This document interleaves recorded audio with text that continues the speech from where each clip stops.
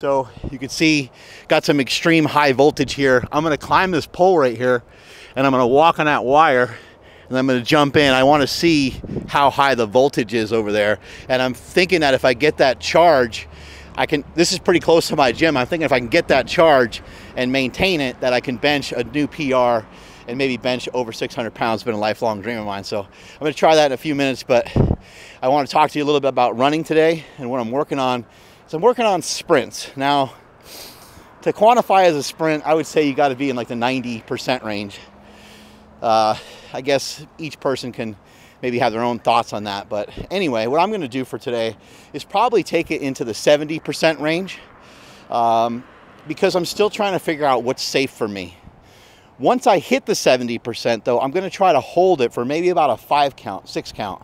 This is where most people get themselves in trouble. And if you're new to sprinting, probably one of the best things that you can do is A, not go at full intensity, and B, pick a very short duration. And C, also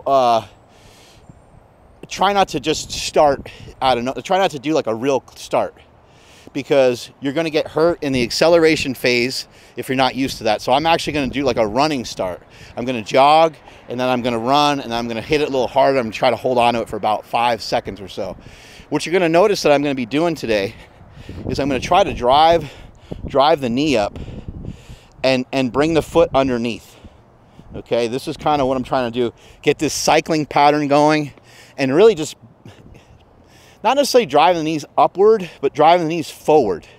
Driving the knees forward. Now keep in mind, I'm pretty new to all this, so I'm no expert. There's other people that you can follow on YouTube for expert and for excellent training advice when it comes to sprint mechanics and so forth. So I'm sure there's people that are going to watch this video, and there's no need to watch this video and break it down. I'm not proclaiming to be an expert. This is just some of the stuff that I'm working on for today. The other thing I'm going to be working on is head over foot. So I should be rocking and rolling head over foot as I'm taking my steps. So third thing is to try to relax the face. The fourth thing is, which these are in no particular order, is to try to relax the breathing. So you might hear me go, that's actually like a way for me to relax in this kind of heightened state where I'm running kind of fast. But I'm gonna play around with some different methods. I'm not worried about nasal breathing for today. That's a different topic for a different day. But kind of here we go. This is my first real go of it, where I'm like committing myself to these shorter distances but faster. And I'll occasionally look at my watch and I'll see, you know, kind of where it registers, and then I'll try to have a similar registration each time. So let's say that I run and I notice, okay, good, you were at like a 6-minute mile or a 5-minute mile pace for this short duration. We're going to try to kick it in and get that again. And once I kind of find that sweet spot, I'm going to repeat it. And I'm just going to repeat it 6 times, and then I'm going to jog on back to the studio and crank out a podcast. So here we go.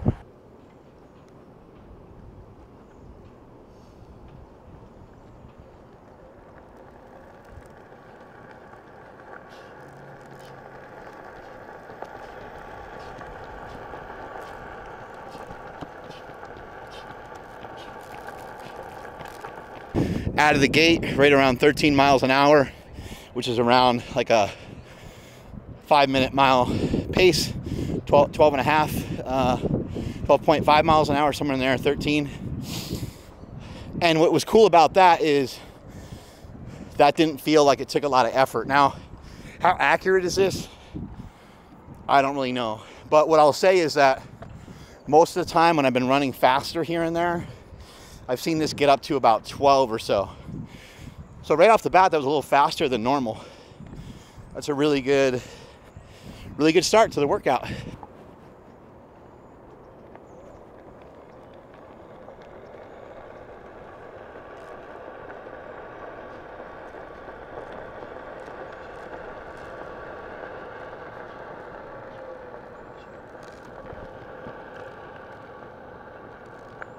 So I'm kind of jogging it out too. So I'm finishing with a sprint, keeping around 70–80%, and then finishing with a little bit of a jog. And then here's the recovery phase, the walking back.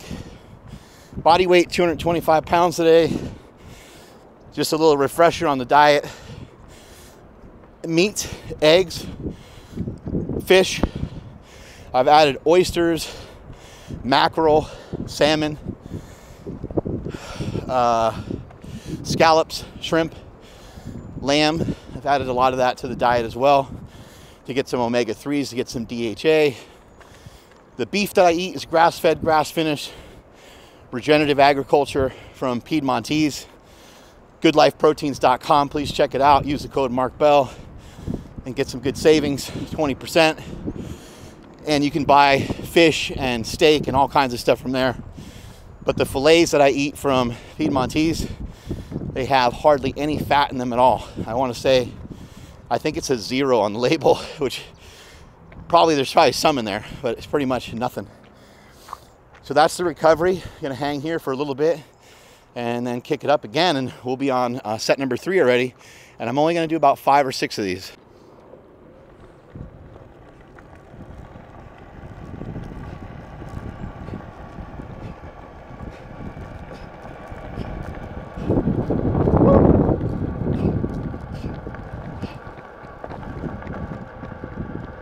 Feeling really good. I know I can run a little faster, but that's not the point for today. And how much faster can I run? Probably not a lot at the moment. What's gonna happen though over time, because I'm getting in these stretch positions, almost like jiu-jitsu athletes have reported, they get more flexible with jiu-jitsu. So getting pushed in these ranges. Same thing, you hear the same thing from Olympic lifters. They get pushed into ranges. Same thing with a pitcher in baseball. Even though it's their own force of taking the ball back and turning, they're stretching out their own obliques via, like, the ball doesn't really weigh a lot, but they're tweaking everything so hard. And you can actually see like how I'm going to be limited in that display of athleticism. A, because I don't practice it, but B, I'm not mobile in that way. It takes a long time to be able to develop that kind of force, to have your hand back like that. So even when we're sprinting, look at some of these guys are almost kicking themselves in the ass with their heel on every rep. Their bodies really open up. Their knee will be way here. This other leg will be back. This other leg will be back like this. They won't be leaned forward quite as much. They'll be like here. And the elbows. If you watch like the Kenyan runners, even though those are more long distance guys, they kind of have this little chicken wing thing going, but their elbow, I would argue that their elbow probably moves more backwards than it does forward. I guess you probably need a little bit of both, right? But like their elbow gets in this dip position that I'm not even really able to demonstrate to you. A sprinter, they talk a lot of times about bringing that hand, they say cheek to cheek. They want your hand to pass back kind of behind the cheek and then come up to the cheek, cheek to cheek.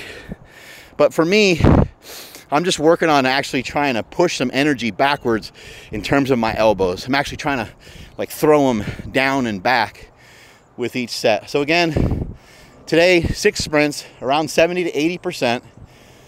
Once I get to like a desired speed, I try to hold it just for a couple seconds.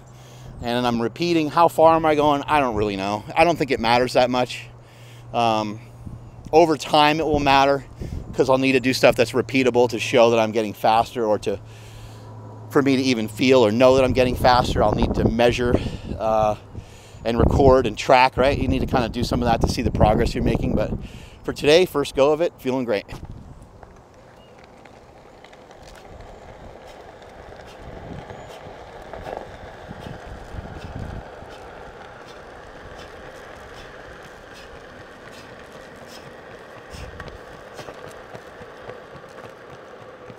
Hard to read this as I'm bouncing.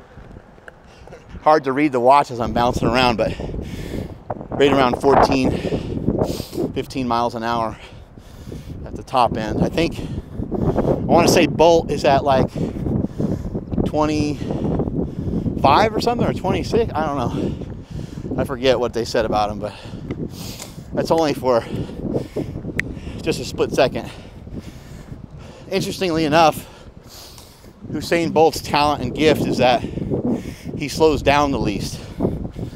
He's not the fastest out of the blocks, very tall and long, and he slows down less than everybody else. And so that's what makes it look like he's going right past everybody, but it's a combination.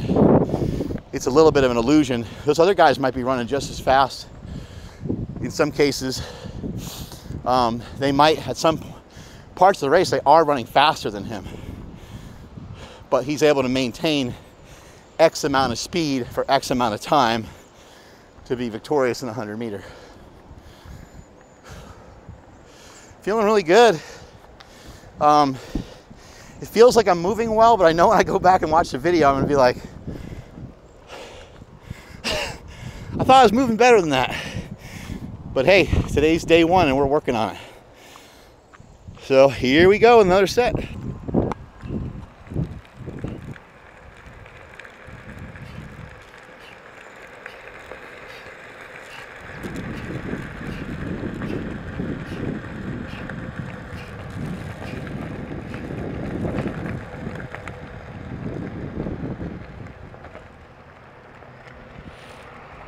Kind of interesting. I don't really feel my hamstrings a lot. You know, that's a major thing that people tend to pull.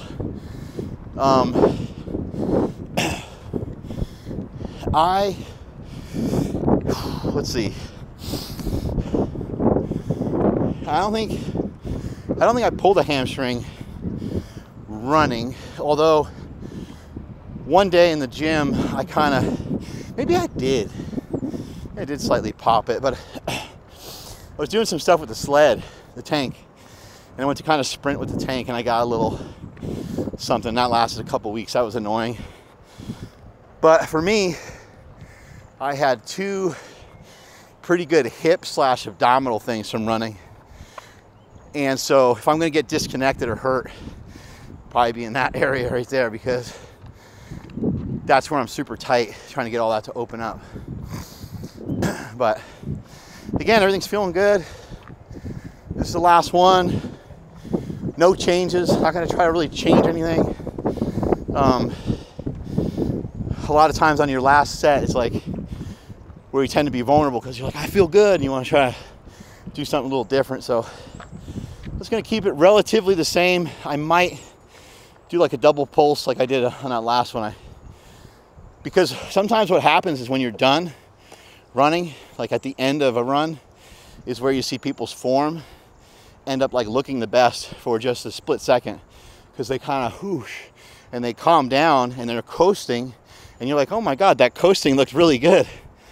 But the coasting is probably how they should run the whole time. So I've been thinking about a lot of different stuff as I'm running today. And for this last one, the main thing I'm gonna try to focus on is really not just relaxing the face and the eyes, but really trying to relax the whole body the best I can.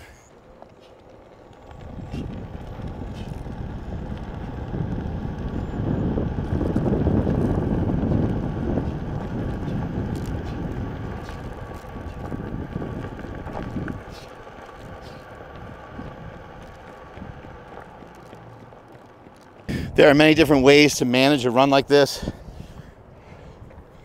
You could sprint and you could walk. Ideally for me, if I wasn't filming this like this, I would just do this on a run.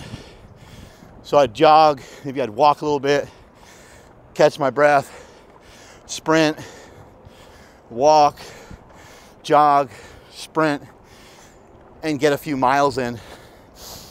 The harder it is that you do something in between, obviously the more difficult the sprints are going to be. So if you're going to do this for a conditioning workout, you want to be careful with the percentage that you're associating to the sprints. And you probably want a very slow jog and a kind of a slowish sprint until you get better conditioning, and you'll be able to sprint hard, probably jog decently even in between.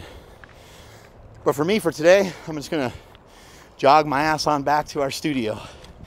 Hopefully you guys enjoyed following along for that first edition of me messing around with some sprints.